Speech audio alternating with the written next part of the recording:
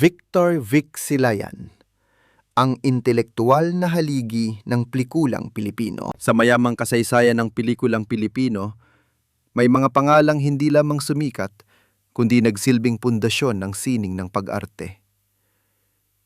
Isa sa mga pinakatanyag at iginagalang na haliging ito ay si Victor Vic Silayan, isang aktor na ang husay ay hindi matatawaran at ang presensya sa entablado at pinilakang tabing ay nag-iwan ng permanenteng marka.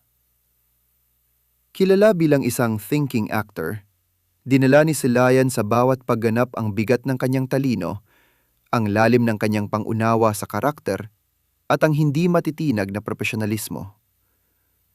Mula sa kanyang pagsikat noong dekada 50 hanggang sa kanyang mga di malilimutang pagganap sa mga obra maestra tulad ng Kisap Mata, 1981, at Karnal, 1983, ang kanyang buhay at karera ay isang salaysay ng dedikasyon sa sining na hinubog ng matibay na pundasyong akademiko at ng walang hanggang pagmamahal sa pag-arte. Unang yugto, mga ugat at pundasyong intelektual. Isinilang si Vic Silayan sa isang kilala at may respetong angkan sa Mindanao. Ang kanyang paglaki ay napalibutan ng kultura na nagpapahalaga ng malaki sa edukasyon, isang prinsipyong isinabuhay ng kanyang ama.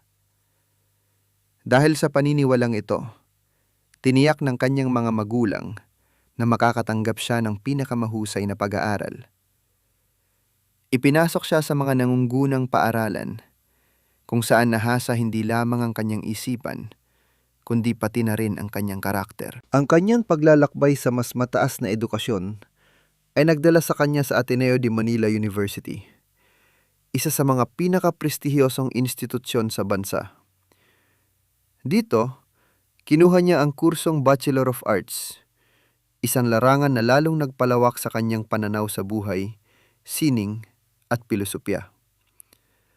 Ang Ateneo ang nagsilbing kanyang unang entablado, hindi lamang sa literal na kahulugan, kundi bilang isang lugar kung saan nagsimulang mamukadkad ang kanyang pagkahilig sa sining ng pagganap. Habang nasa kolehiyo, naging aktibong miyembro si Silayan ng Ateneo Actors Guild. Sa entablado ng universidad, unang nasilayan ang kanyang likas na talento. Ang bawat dula na kanyang sinalihan ay nagsilbing pagsasanay na humuhubog sa kanyang boses, kilos at kakayahang magbigay buhay sa mga tauhang kanyang ginagampanan. Dito niya natuklasan na ang pag-arte ay hindi lamang isang libangan, kundi isang bokasyon, isang malalim na paraan ng pagpapahayag at pakikipag-ugnayan sa esensya ng pagiging tao. Kasabay ng kanyang pagkahumaling sa teatro, nabighani rin siya sa salamangka ng radyo, na siyang pangunahing medyum ng aliwan noon panahong yun. Nagsimula siyang gumanap sa mga soap opera at dulang panradyo, kung saan ang kanyang malalim at may awtoridad na boses ay agad na nakakuha ng pansin. Noong 1948, sandali siyang nagsilbi bilang radio announcer sa DZFM. Gayunpaman, sa kabila ng maagang tagumpay na ito, nanatiling pangunahin sa kanyang isipan ang kahalagahan ng pagtatapos ng pag-aaral.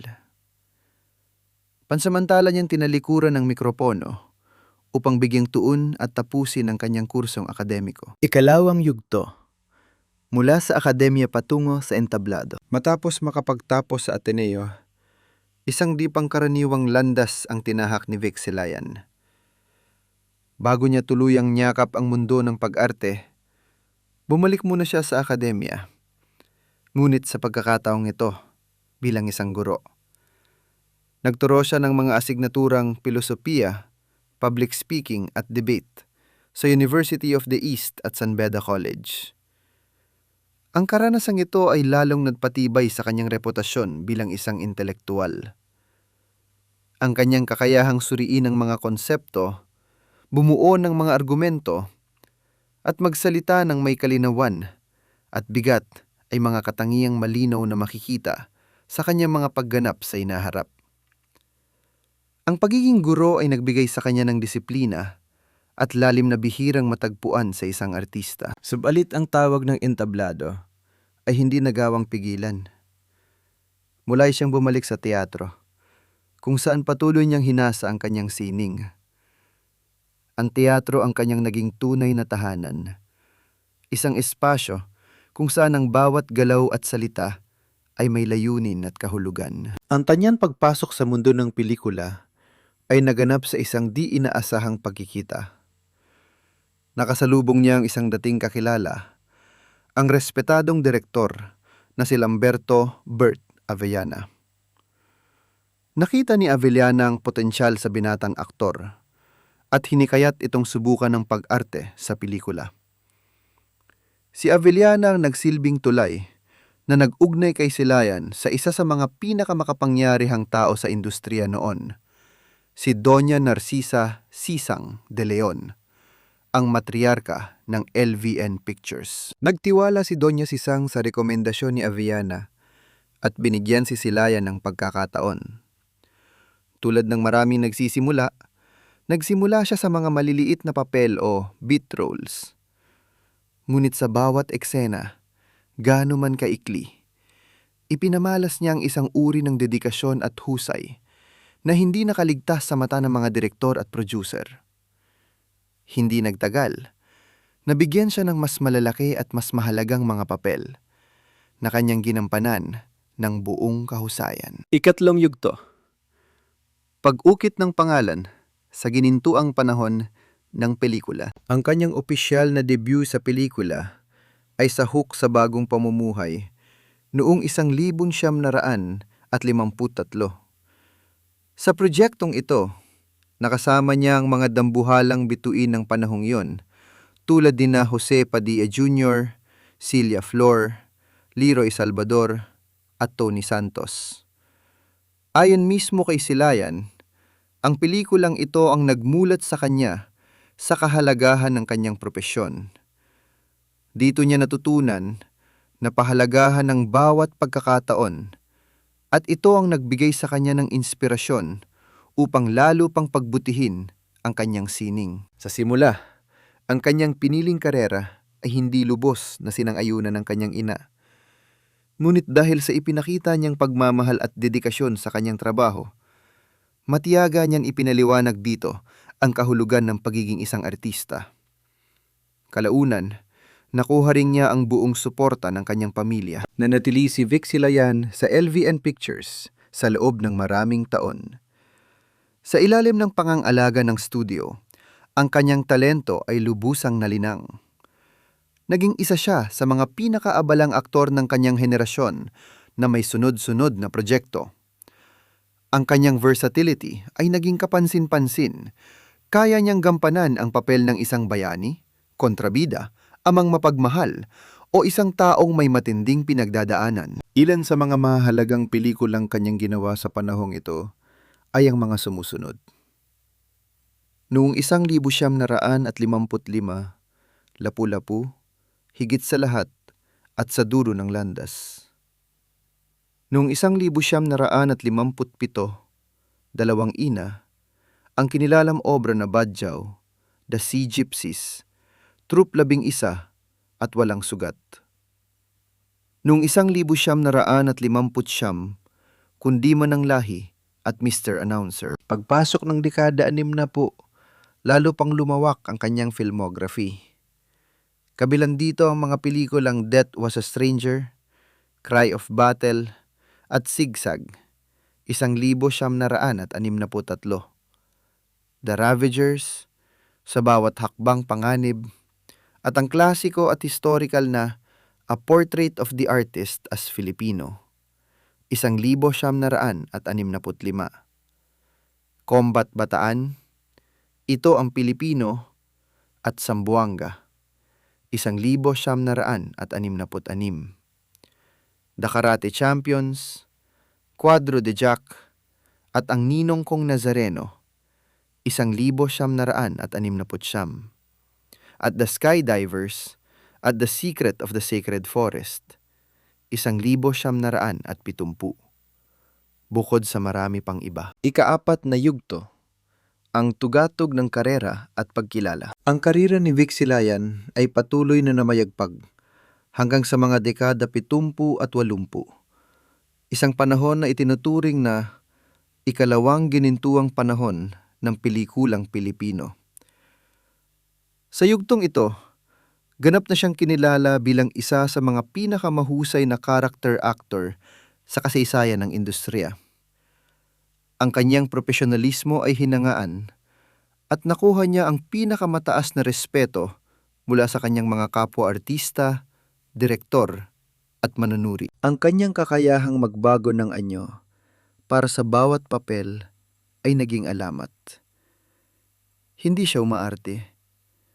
Siya ay nagiging ang karakter mismo. Ang kanyang pag-unawa sa sikolohiya ng bawat tauhan ay nagbibigay daan sa kanya na maghatid ng mga pagganap na makatotohanan, komplikado at hindi malilimutan. Ang kahusayang ito ay kinilala ng mga pinakaprestihiyosong tagapaggawad ng parangal sa bansa. Noong 1975, nagwagi siya bilang Best Supporting Actor sa Metro Manila Film Festival, MMFF, para sa kanyang makapangyarihang pagganap sa pelikulang Diligin Mo ng Hamog ang Uhaw na Lupa. Nang sumunod na taon, 1976, itinanghal siyang Best Actor ng Gawad Urian, ang parangal mula sa mga kritiko, para sa kanyang papel sa Ligaw na Bulaklak. Maliban sa pelikula, hindi rin niya tinalikuran ng telebisyon at teatro. Nagkamit siya ng parangal bilang Best Single Performance by an Actor para sa kanyang pagganap sa dekalidad na programang pantelebisyon na Balintataw. Patuloy din siyang bumalik sa entablado, ang kanyang unang pag-ibig, at pinarangalan bilang Best Stage Actor ng Aliw Awards. Ang mga parangal na ito ay patunay sa kanyang pambihirang talento na sumasaklaw sa lahat ng anyo ng pag-arte. Ikalimang yugto, sa labas ng entablado at kamera. Sa kabila ng kanyang abalang schedule at matagumpay na karera, si Vic Silayan ay isang taong may malalim na pagpapahalaga sa pamilya at sa pribadong buhay. Maaga siyang nag-asawa. 1 taon lamang matapos siyang makapagtapos sa kolehiyo.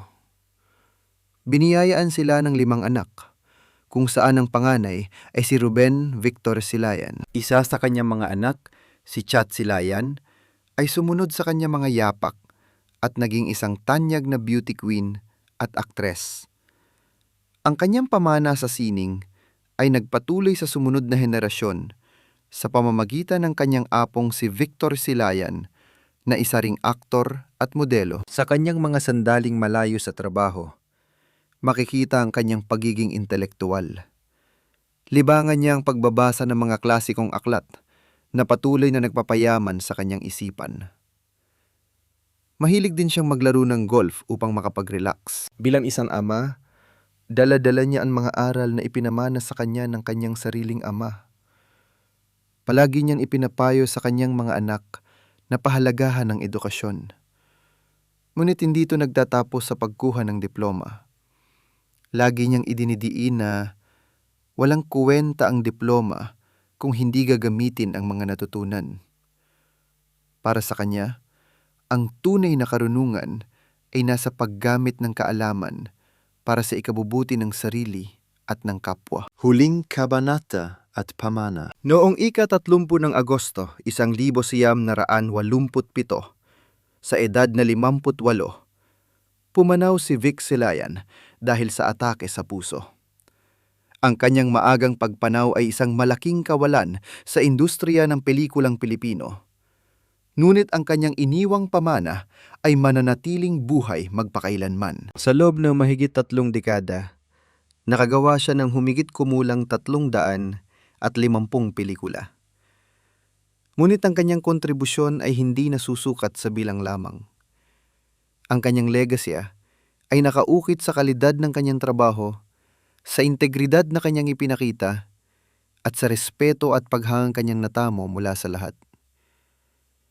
Siya ay naging isang pamantayan ng kahusayan, isang huwaran para sa mga artistang nangangarap na mag-iwan ng makabuluhang marka sa kanilang sining. Si Vic Silayan ay higit pa sa isang artista.